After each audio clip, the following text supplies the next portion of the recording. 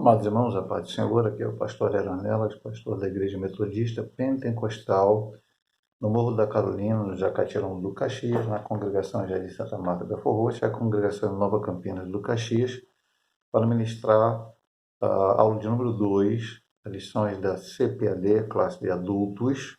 Estamos nesse trimestre estudando a vida do apóstolo São Paulo, e essa lição número 2 nos fala Saulo de Tarso, o perseguidor. Então vamos aqui à lição. O texto Paulo diz: E Saulo, respirando ainda ameaças e mortes contra os discípulos do Senhor, dirigiu-se ao sumo sacerdote. Atos 9, versículo 1. Verdade prática. A igreja é uma instituição divina que perdurará na terra até o arrebatamento, pois do contrário já teria acabado ao longo da história. Isso é muito importante, essa verdade prática, e isso vai ser falado durante a lição. Temos a leitura bíblica diária, espero que os irmãos tenham lido na sua casa. Temos aqui a leitura bíblica em classe que vamos ler aqui juntos. Atos 8, de 1 a 3, Atos 22, 4 e 5 e Atos 26, do 9 ao 11. Atos 8. E também Saulo consentiu na morte dele, Estevão. E fez-se naquele dia uma grande perseguição contra a igreja que estava em Jerusalém. Todos foram dispersos para as terras da Judéia e da Samaria, exceto os apóstolos. E uns varões piedosos foram enterrar Estevão e fizeram sobre ele grande pranto. E Saulo assolava a igreja, entrando pelas casas, e arrastando homens e mulheres, os encerrava na prisão. Atos 22. Persegui este caminho até a morte, prendendo e metendo em prisões tanto homens como mulheres, como também o sumo sacerdote, minha testemunha, e todo o conselho dos anciões. E recebendo destes cartas para os irmãos, fui a Damasco para trazer manietados para Jerusalém aqueles que ali estivessem, a fim de que fossem castigados. E Atos 26. Bem tinha eu imaginado que contra o nome de Jesus o Nazareno devia eu praticar muitos atos, o que também fiz em Jerusalém. E havendo recebido o poder dos principais dos sacerdotes, encerrei muitos dos santos nas prisões. E quando os matavam, eu dava o meu voto contra eles. E castigando muitas vezes por todas as sinagogas. Agora observe esta frase desse versículo, é importante, lá dentro nós vamos falar. Os obriguei a blasfemar. E enfurecido demasiadamente contra eles, até nas cidades estranhas os persegui. O objetivo geral da lição é conscientizar a respeito do problema da perseguição aos cristãos no mundo. Esse é o objetivo principal da lição.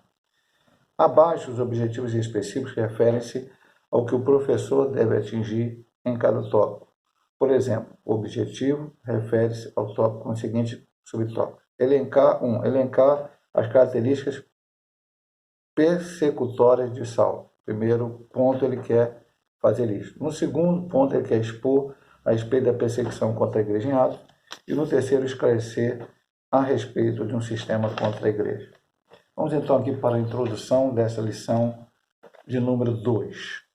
A história da expansão da igreja. No livro de Atos mostra um fariseu zeloso, Saulo de Tarso. Este tinha prestígio religioso e cultural entre os judeus. Por isso ele ganhou carta branca das autoridades religiosas para perseguir os seguidores de Jesus e assim tornar-se um implacável perseguidor da igreja de Cristo do primeiro século. É o que estudaremos nessa lição. Então, Atos fala sobre a expansão da igreja. Primeira pregação de Pedro, lá no início de Atos, 3.000 almas aceitaram a Jesus como Salvador. Depois, Pedro e Tiago curaram o paralítico na Porta Formosa, foram colocados pela liderança judaica, mandaram eles não falar de Jesus, mas eles falaram que não poderiam deixar de falar do que tinham visto e ouvido. E a igreja foi expandindo. Depois, na nova pregação de Pedro, chegou a 5.000, mas a perseguição aumentou, e especialmente com um homem chamado Saulo de Tarso. Sempre falamos na lição passada e vamos voltar a falar. Saulo é o nome hebraico, Paulo o nome romano. Então, por isso que foi colocado, às vezes Saulo, às vezes Paulo, mas é a mesma pessoa, o mesmo personagem. De Tarso, porque ele nasceu em Tarso, como estudamos na lição passada. Ele ganhou carta branca. O que é carta branca? É liberdade. Carta branca, quando você dá carta branca a alguém, diz assim, eu tenho poder para fazer alguma coisa, mas eu não posso ir lá fazer isso, você vai lá com a minha autorização, é autorização, né? E faz isto. Então ele ganhou carta branca para perseguir a igreja, perseguir os seguidores de Jesus, e foi isso que ele fez até a sua conversão. Hoje nós vamos estudar a perseguição, na próxima lição nós vamos estudar a sua conversão ao Senhor Jesus. Então vamos ao ponto de número 1. Saulo de Tarso, o perseguidor implacável. Este é o ponto 1.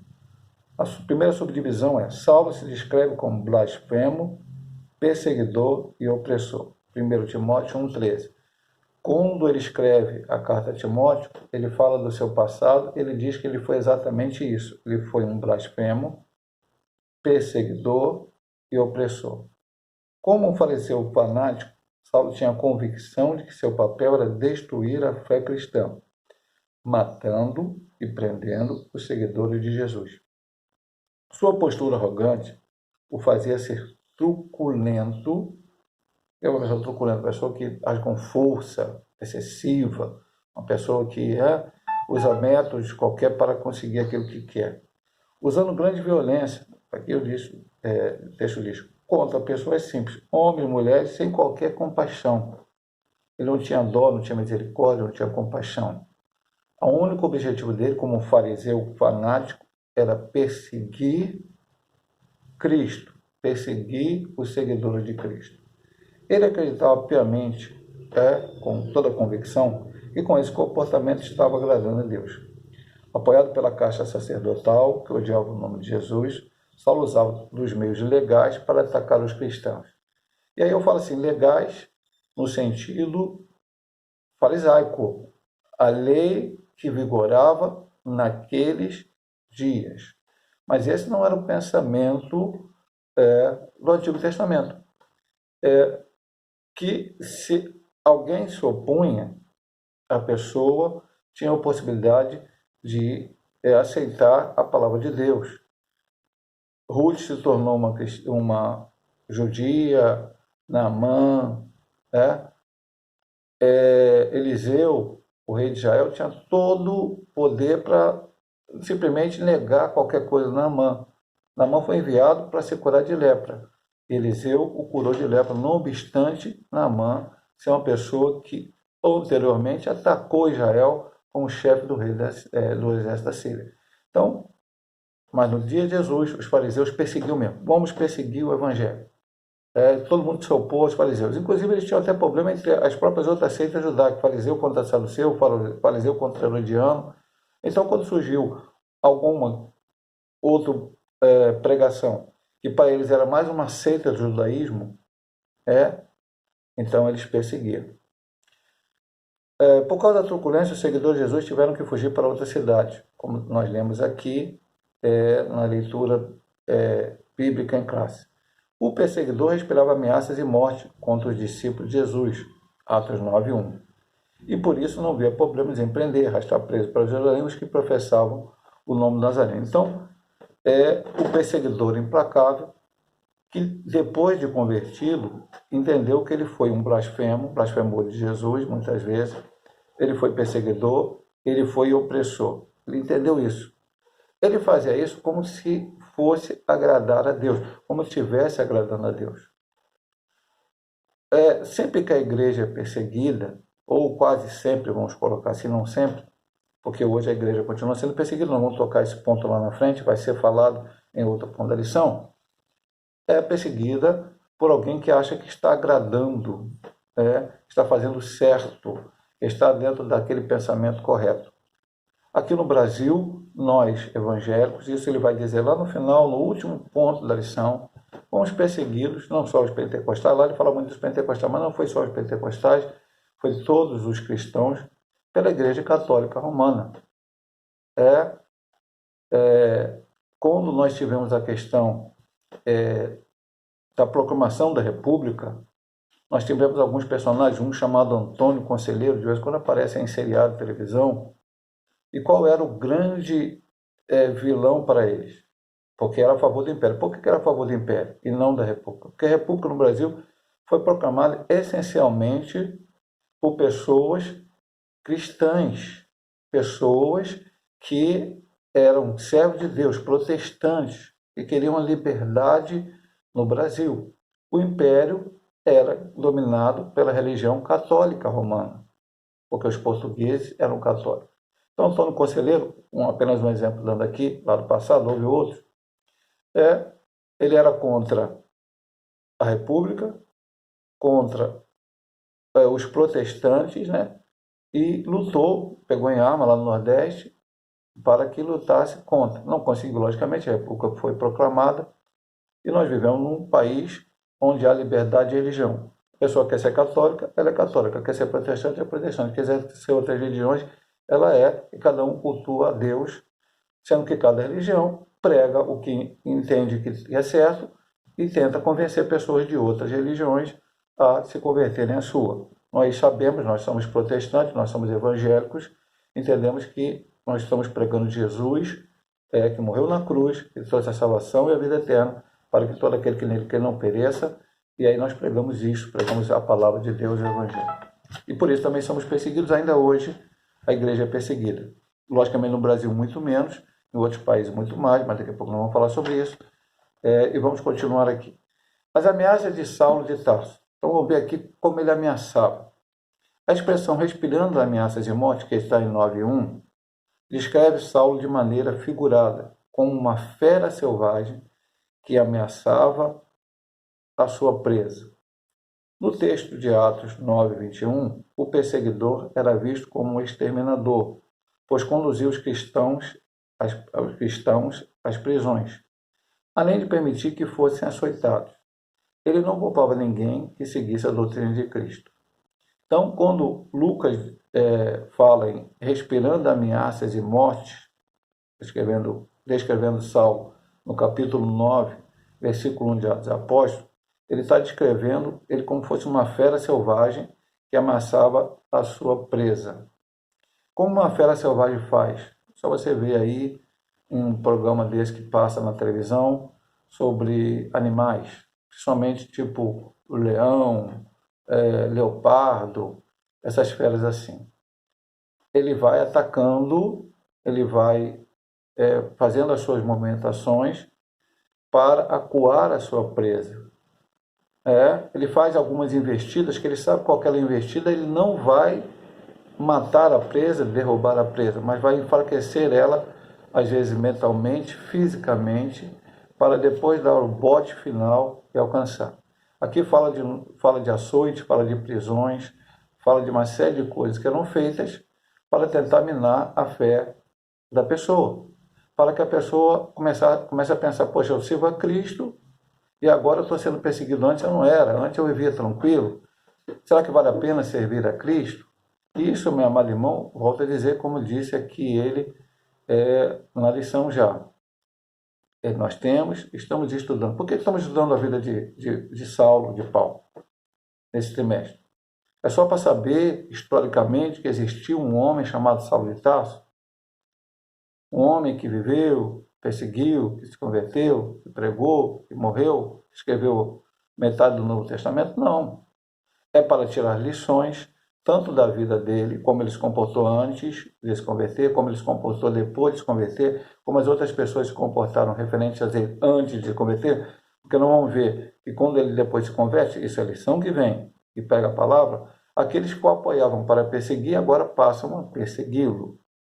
Então, se você quer aceitar a Jesus, muita gente que hoje era teu amigo, né? Quando você não era crente, quando você aceita Jesus, passa a não ser mais, passa a se aliar àqueles que serão contra você. Então isso aconteceu na vida de Saulo. O perseguidor era visto como exterminador, pois conduzia os cristãos a prisões, além de permitir que fosse açoitado. Ele não poupava ninguém que seguisse a doutrina de Cristo. Então ele era implacável, ele era realmente uma pessoa que o texto diz, né, perseguidor implacável, aqui no título, ponto 1. Ele não permitia mesmo, ele lutava para que os cristãos parassem de pregar. O que ele queria? Ele queria que eles parassem de pregar a Jesus, porque ele era um fariseu convicto que aquilo que ele estava fazendo era o correto. Vamos aqui para o ponto 3, o subdivisão 3. Por que Saulo perseguiu os cristãos? Daí vem a pergunta, por que ele perseguiu os cristãos? Os motivos que levaram Saulo a se tornar um perseguidor inclemente contra o seguidor de Cristo eram um zelo destrutivo pela Torá e o suposto fato religioso de que Jesus talvez fosse um blasfemo. Para Saulo, o anúncio de que um crucificado pudesse ser o Messias prometido pelos profetas do Antigo Testamento era um escândalo. Ora, quem fosse suspenso no madeiro, entre aspas, cruz, de acordo com a lei, estava sob a maldição divina, Deuteronômio 21, 23. Por isso, o nosso Senhor não passou de um blasfemo para Saulo. Mais tarde, por ocasião de sua conversão, ele descobre que Cristo assumiu a maldição da lei e por isso nos livrou dessa maldição. Então, era um homem que estudava a Torá. A princípio, ele estava correto na sua interpretação. Sim, meu amado irmão, a gente tem que ter todo cuidado. Diz aí um famoso pregador que texto sem contexto é pretexto para heresia. Eu vou ler a Bíblia, eu vou estudar a Bíblia. E principalmente hoje, nós que já conhecemos a palavra, e nós estamos falando para alguém que conhece Jesus, alguém que conhece a palavra, mas que continua tendo uma Bíblia que tem o Antigo Testamento e o Novo Testamento. Se eu pegar o Antigo Testamento e tentar literalizar muitas das suas passagens, dizer que aquilo tem que ser feito hoje, eu vou começar a guardar o sábado, eu vou começar a fazer festas do tabernáculo na igreja, vou celebrar a Páscoa, vou matar cordeiro, vou matar animal, vou circuncidar todas as pessoas que se converteram do sexo masculino na igreja, porque eu vou olhar para o Antigo Testamento e vou ver, literalmente é isso que tem que ser feito. Quem não fizer isso não é cristão. Quem não fizer isso, e alguns cristãos do início do século pensaram assim, até que teve o concílio de Atos 15, para que se entendesse que quem era gentil não precisava se considerar, não precisava guardar sábado, fazer festa, oferecer sacrifício, nada disso. Quem era gentil apenas tinha que não comer animal sufocado, carne sufocada, sangue, nem se prostituir. Foi isso que foi colocado lá. Saulo perseguia essas pessoas porque se tornavam cristãos, os hebreus, e aí vão deixar de seguir a Moisés. Então ele olhava lá, ele olhou a Torá e viu assim, quem morre no madeiro, cruz, né, que ele colocou aqui, é maldito. Se é maldito, não pode ser bênção, não pode ser Messias, não pode ser Salvador, não pode ser aquilo que foi prometido no Antigo Testamento. Ele sabia que tinha um Messias prometido no Antigo Testamento, ele sabia que isso era verdade. Mas ele não conseguiu ver em Jesus esse Messias, porque ele olhou a Torá, a sua mais profunda interpretação. E aí ele não entendeu. Quando ele se converte lá na frente, depois, não foi na hora que ele se converteu. Chegou lá na frente, o Senhor tendo revelado a ele, aparecido a ele entendido melhor, ele entendeu que Jesus, ao morrer no madeiro, ele levou toda a nossa maldição. Então é bom falar isso aqui, porque existem algumas coisas hoje na igreja evangélica brasileira que vão contrário a isto. Você se converteu agora, ou se converteu, quando eu digo agora, converteu em algum momento da sua vida. Mas o seu pai, a sua mãe, seu avô, a sua avó, seu bisavô, seu trisavô, seu tataravô, enfim, não eram cristãos e eram até alguém que cultuava o diabo. E lá fizeram um pacto com os demônios, derramaram sangue, fizeram isso, aquilo, venderam a alma. Bom, trouxeram maldição para a família. Isso é verdade. Aquilo foi chegando ali para as outras pessoas. Você aceitou Jesus e a sua maldição foi levada. Toda a maldição que estava sobre você foi levada lá na cruz do Calvário. Hoje eu não preciso chegar na igreja, fazer uma campanha, pagar uma oferta, dar um dinheiro, ficar não sei quanto dia fazendo não sei o que lá, para que a maldição que meu pai, minha avó, meu tio, sem quem quiser avô, seja quebrado. Foi quebrado o dia que você aceitou Jesus e quando você permanece com Jesus, você segue com Jesus, você continua com Jesus, você permanece com Jesus. Porque temos que começar, continuar e terminar. Jesus levou a nossa maldição. Então ele se fez maldito por nós. Por isso ele é nosso Salvador, entre outras coisas. Porque aquela cruz não era para ele, aquela cruz era para mim e para você. Nós deveríamos morrer naquela cruz, pagar o nosso preço do nosso pecado, mas ele pagou por nós. Saulo não entendia isso. E por isso ele perseguiu a igreja. Como é que vão falar de cruz? Como é que vão falar que existe um Salvador que morreu? Um Salvador que foi morto até por nossas autoridades judaicas. Porque ele se colocava no lugar, ele chamava filho de Deus, ele chamava Deus, isso é uma blasfêmia, isso é alguma coisa contrária. Então Saulo não aceitava isso. Mas aí quando ele encontra Jesus, ele entende esta palavra. Vamos aqui mais um. A lição hoje é grande, ela tem, cada subdivisão ela tem 3 pontos, então nós vamos entrar no 2. Comente a gente só no primeiro vídeo a gente só comenta o 1. Nós vamos entrar no 2. A perseguição contra a igreja de Cristo. Vamos ver pelo menos o subtópico 1. Nós vimos Saulo de Tarso, o perseguidor implacável, e agora vamos ver a perseguição da igreja de Cristo. Contra os seguidores de Jesus. A perseguição de Saulo contra Jesus era uma perseguição contra a igreja, o corpo de Cristo, uma instituição divina, ao passo que ele respirava ameaças e morte. Contra os seguidores de Cristo, sua intenção era acabar de vez com a igreja. Ao atacá-la, Saulo atingiu as pessoas que representavam Cristo, entre as quais havia um homem arguto, defensor do nome de Jesus e cheio do Espírito Santo, cujo nome era Estevão. Neste ponto eu quero falar uma coisa que eu penso, meu amado irmão, que eu acho que é verdade. O que aconteceu aqui, pastor? Saulo de Tarso perseguia os cristãos, mas na verdade ele estava perseguindo a Cristo. Ele estava contra Cristo. Ele estava contra aquele nome. Porque eu sozinho, nem como instituição igreja, nem como denominação, não sou nada sem Cristo. Eu posso montar uma denominação, colocar até um nome parecido com um cristão, mas se você entrar nessa denominação e eu negar a Cristo de alguma forma, Cristo não está nessa minha pregação, não está nessa minha denominação, então será uma pregação que não vai servir de nada. Então, se alguém me perseguir, está perseguindo a mim mesmo, porque eu não tenho Cristo. Mas quando você, e eu digo, todas as igrejas sérias, existem milhares, milhões de igrejas sérias no mundo todo pregando Cristo verdadeiramente, e quando esses cristãos, seja de qualquer denominação, são perseguidos, eles não estão sendo perseguidos exatamente eles, Cristo está sendo perseguido através deles. No final ele fala de um homem arguto chamado Estevão, que nós vamos ver aqui depois, o segundo ponto, vamos estudar no segundo vídeo, Saulo e Estevão. Estevão é a primeira vez que nós vemos Saulo, praticamente ali, dali que nós começamos a ver Saulo perseguindo. Mas quando Estevão morre, esse segundo ponto vai dizer, Saulo deixa, as pessoas colocam as suas vestes aos pés de Saulo, e Saulo está dizendo aqui, ok, eu aceito a morte de Estevão, eu concordo com a morte de Estevão. Mas antes de Estevão morrer, Estevão pregou. Ele teve que ouvir aquilo. E eu creio, meu amado irmão, que nenhuma pregação é vã. E até o testemunho de Estevão, ao final, quando ele ora, sua última oração é: Senhor, não lhe impute este pecado. Então, isso ficou na mente de Saulo. E lá na frente, no momento que Cristo aparece a ele, que ele se converte, certamente ele se lembrou de tudo isso.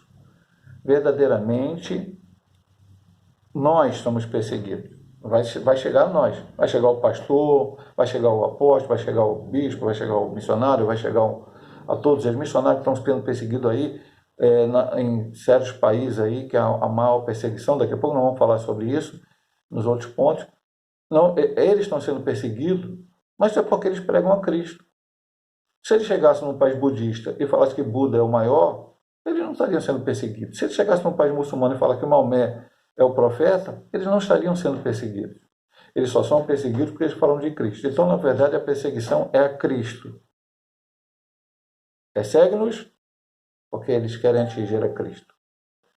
Mas, como diz, aí eu volto a dizer para o irmão aqui, eu disse que seria muito importante a nossa lição. Verdade prática. A igreja é uma instituição divina que perdurará na terra até o arrebatamento, pois ao contrário já teria acabado ao longo da história. Ela não acabou nem com Saulo, nem com qualquer outra perseguição, nem com os romanos, porque era uma instituição divina de Cristo. Então vamos terminar esse primeiro vídeo. Irmão sabe sempre que nós gravamos em 2 vídeos. Semana passada eu tive até um problema, foi em 4 vídeos, mas Nesse primeiro vídeo nós estudamos a introdução, ponto 1, e a primeira subdivisão do ponto 2.